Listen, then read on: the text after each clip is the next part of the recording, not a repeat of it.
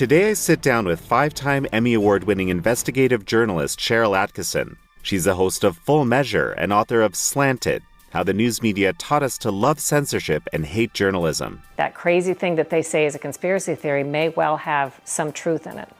This is American Thought Leaders, and I'm Yanya Kellick. Sharyl Attkisson, such a pleasure to have you back on American Thought Leaders. Thanks for having me. Sharyl, I've been lately thinking about your book, Slanted. You wrote this pre-COVID, frankly. And the more I think, the subtitle, this is close, How the Media Taught Us to Love Censorship and Hate Journalism. I think you were seeing something very profound earlier than many were. I think part of the reason, it's not that I'm so prescient, it's that the kind of reporting I do lends itself to me seeing or being subjected to trends in media and propaganda that later become more widespread, but I think I'm kind of on the leading edge of seeing it sometimes, and I can look at it, kind of see what's happening in the landscape.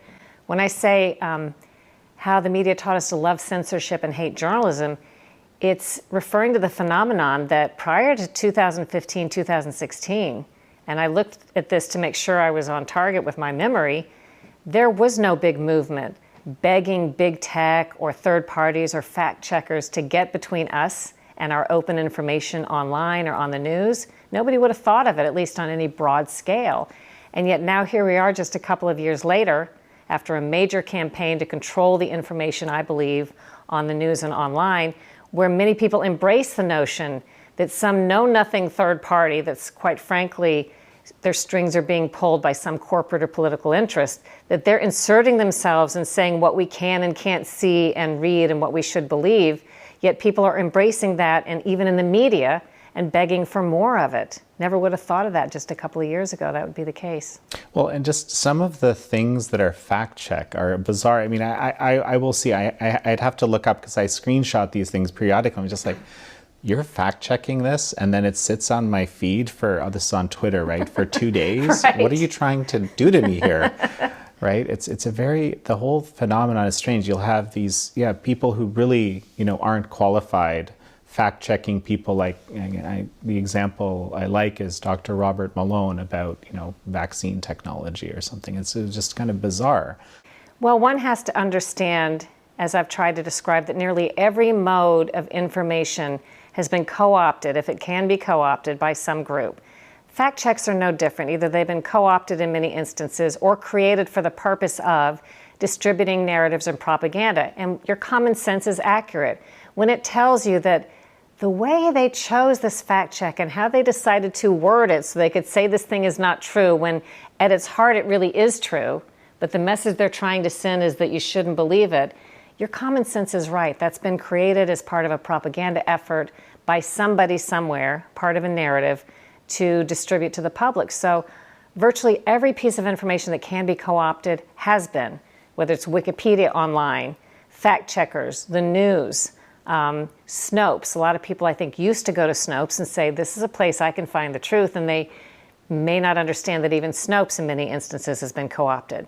The fact checks, I look at healthfeedback.org, which is, I call a fake science group that's used by Facebook and other big tech companies to debunk scientific things that often are actually true, but just to keep them where they'll get pulled off your feed, or someone may be pulled off of social media on the basis of these fake fact checkers, these people who call themselves scientists, saying something is or isn't correct.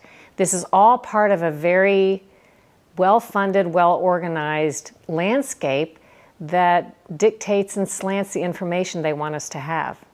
You mentioned 2015, 2016 was this sort of a strange turning point. I mean, that's what I remember as well. I remember thinking to myself, watching sort of these kind of very, very common narratives emerge among many corporate media. Everyone was kind of speaking in unison. It reminded me of the kind of media activity in communist China, where there's a Xinhua news agency that tells everyone what the correct talking points are on a given day. I just had never, imagined, some people told me, oh, this has existed before, but something changed then, right? And what was it that changed?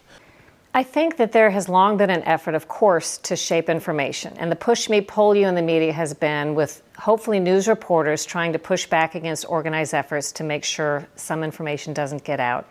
I did notice, I would say in the early 2000s, that instead of just trying to shape the information, it was a surprise to me as I covered pharmaceutical industry stories, which I was assigned to do at CBS News, along with many people in the media, that the pushback came to be more about keeping a story from airing or keeping a study from being reported on the news, not just giving the other side, not just making sure it was accurately reported, but these efforts by these large global PR firms that have been hired by the pharmaceutical industry, by government partners that work with the pharmaceutical industry, to keep the story from being reported at all. Now that's pretty common, but at the time I remember thinking, who doesn't want the information out there at all? This whole fake, I try never to use the term because it's so, talk about words being weaponized, right?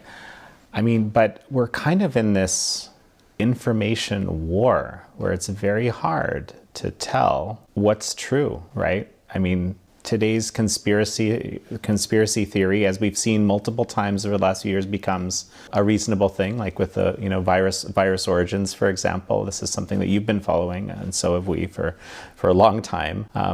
It's hard to function in an environment like this. There's this onslaught of information every day, right, about what you're supposed to think.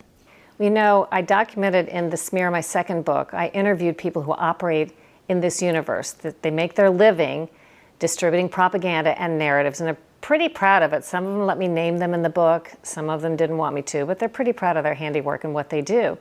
And they explained to me that if they do nothing more than confuse the information landscape, maybe you don't totally buy what they say, but they've done enough to make you not sure of anything, that still serves the purpose in many cases. Because if they don't want you to believe something and they can cast doubt by making you doubt everything, they've accomplished their goal in a way, because you still don't believe the thing that they were trying to distract you from. And I thought that was really interesting, that sometimes confusion can actually be the goal.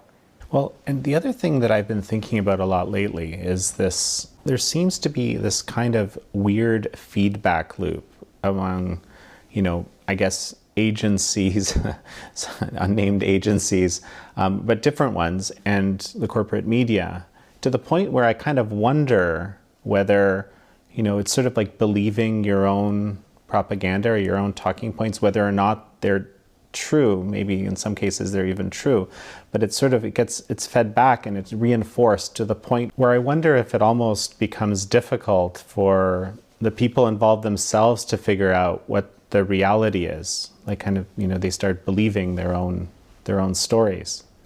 It's a good point. One of my biggest criticisms of what we in the news have become compared to really not too long ago is we would never have, some years ago, at least the mainstream media, simply repeated what government/industry said uncritically and then tried to convince people that was the truth and not to believe certain other things. We would be playing more of an opposite role, a reasonable but skeptical audience that would ask for justification and present other viewpoints, rather than just sort of serving as a mouthpiece for them. And it's the biggest turnaround to me to see the media willingly take an official position from people who have all kinds of conflicts of interest. That doesn't mean what they're saying isn't true, but there's certainly a lot of things to consider.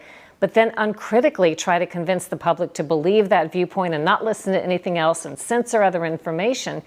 But in this way, it's made it very hard in a confused, chaotic environment like with coronavirus to get at the truth when maybe we've made mistakes because we didn't know better because this thing is happening and developing and emerging, but then to get at the truth when information is closed off and we're only hearing one side and we're told that we can't listen to other things or other studies or other scientists. I think it's been a very harmful thing.